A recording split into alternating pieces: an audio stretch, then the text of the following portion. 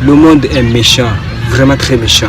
C'est depuis la nuit du temps que le monde a été créé. Tu sais, quand le monde a été créé, c'était bien. Et au fil du temps, quand les hommes se multipliaient, tout a été basculé et la vie était vraiment très merdique. Chacun crée sa propre structure, chacun crée sa dictature. Et on se fait comme ça. Ceux qui survivent, ce ne sont pas les plus forts. Ceux qui se refusent vraiment de se plaindre. Alors si je te parle par rapport à ça, il faut que tu comprennes que c'est une métaphore, que cette vie est entre tes mains. C'est que tout le monde va te détester, tout le monde est contre toi, c'est ok. Et tu te lèves tout le matin à te plaindre en disant que oui, la vie est merdique. Pendant que tu dis que la vie est merdique, celui-ci s'arrache vraiment le cul à se débrouiller. Et il se coupe vraiment de ce monde. Rien à foutre si tu es au chômage ou que les pouces sont vides. Mais ce qui compte vraiment, c'est que tu prends cette décision-là maintenant. Alors pour la petite anecdote, je vais te parler ça vraiment très honnêtement. J'avais une vie bancale. Je me levais tout le matin en évitant de régler mes problèmes. Parce que je savais que je vivais un très grand problème. Pour atténuer cette douleur, je me cassais la gueule avec des cuites phénoménales et je fumais. Je sortais partout juste pour chercher la validation en me disant que oui, tu sais que cette vie est merdique. Et je racontais toujours avec les mêmes gars qui me disaient oui, tu sais que cette vie est banale, mais on fait comment, on serre les dents et puis c'est tout. Et tu sais que c'était ça. Je me suis dit oui, c'est vrai, tu as raison et puis on n'a pas le choix parce qu'on s'est laissé vraiment écraser par ce corps de vie. À un moment, je me suis dit vraiment, c'était vraiment très insupportable. Donc je me cassais la gueule, je me suis dit ouais, tu sais que là, j'ai déjà fini avec ce problème. Sauf que le lendemain matin, je me lève et puis ce problème se présente devant moi. Je me disais mais et selon tu n'as pas encore fini avec moi. Je me suis dit mais j'ai déjà fini avec toi. Je disais non, tu te trompes, c'est peut-être que c'est une autre personne, pas moi. C'est que j'avais toujours ce problème et ce manque de clarté, ma vision et puis je n'avais aucune idée de ce que je devais faire ma vie. Et il fallait que je prenne vraiment des décisions. Et c'est là que j'ai décidé de créer ce monde invisible. Alors ce monde invisible, là où dans ce monde, tu ne vas jamais te mentir. Tu peux mentir à tout le monde, mais quand tu te regardes vraiment dans la glace, tu ne peux jamais te mentir. Et c'est là où je me suis dit, ouais, il faut que je prenne une décision. Qu'est-ce que je dois faire ça en ce moment? Parce que j'avais une vie très bancale, mais il faut que je règle ça maintenant. Il faut que je crée vraiment ce sentiment d'urgence. Donc la première des choses que je me suis fait, j'ai décidé de quitter d'abord mes addictions. Et là où tout en coup, certains me disent mais pourquoi tu as tout arrêté, tout ça? Cette question n'a pas de réponse. Et je me suis en train de me regarder comme un loser. Et je sais que c'est par ma faute. Et là, qu'est-ce que dois-je faire? Alors si je n'arrête pas, et c'est ce qui me reste à faire.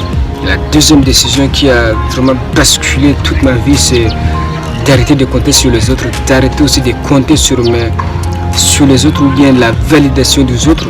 Bon, entre temps, je vivais aussi chez mes parents et je me suis dit, bah, il fallait que tu te débrouilles. Putain, je ne peux pas comme ça moisir dans cette vie comme un cafarnaum. Je ne peux pas. Je dis, stop, il faut que tu arrêtes ça. J'ai essayé d'arrêter de compter sur les autres et de vraiment compter sur moi-même. Je me suis sorti de ma zone de confort. J'ai quitté d'abord mes addictions. C'est une question qui n'a vraiment pas de réponse, surtout pour une personne normale qui se défonce la gueule tout le temps avec de l'alcool. Alors je peux pas t'expliquer, tu peux pas connaître cette souffrance, cette douleur que je suis en train de traverser, d'accord? La deuxième des choses, j'arrête de compter sur les gens. Donc, il fallait que je prenne aussi des décisions, d'aller me jeter aussi dans l'inconfort pour vraiment tenter. Et tout ce à quoi j'ai appris une chose avant que je sorte même. J'ai lu un jour cette parole que même les oiseaux sans abri, ils voyagent, ils dorment, ils mangent. Et d'autant qu'un homme qui a un esprit de bois et même ses 24 heures dans ses journées, qu'est-ce qui l'empêche vraiment de s'organiser? Si je te parle par rapport à ça, c'est vraiment, il faut que tu comprennes le sens de ta vie.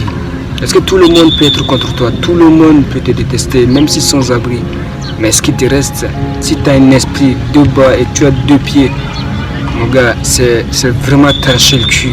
Peu importe cette situation, peu importe vraiment comme je viens de dire, peu importe ta poche vide. Quand je commençais déjà à me débrouiller, à peu près 3 ans, je n'ai jamais travaillé comme ça dans un job salarial. Mais je vis toujours, ça n'a pas été facile.